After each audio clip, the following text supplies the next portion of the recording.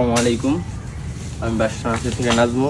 দেখতে পাচ্ছেন আমার কাছে একটা সেফ বাঁশের বাঁশ আছে, ভিতরে একদম ফাঁপা কম, মানে একটা আঙুল যায় না। এই যে চাবি, একটা মোটরসাইকেলের চাবি, এই যে চাবিটা কোনো মতো যাচ্ছে, কিন্তু আমার একটা আঙুল এটার ভিতরে যাবে না। এটার আগা গোড়া সব সমান। এই যে একটা আগা,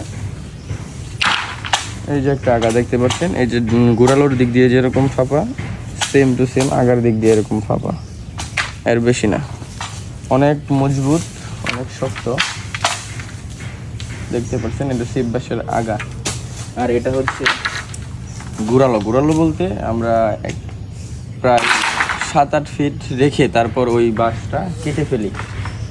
7-8 ফুট, ওই যে দেখতে পাচ্ছেন আমাদের জার, ওইখান থেকে প্রায় 6 থেকে 7 ফুট রেখে তারপর এই বাঁশগুলো কাটা হয়েছে। দেখতে পাচ্ছেন কতটুকু লম্বা হয়, বিশাল লম্বা, বিশাল, প্রায় 20-25 ফুট, 30 ফুটের উপরে হবে লম্বা।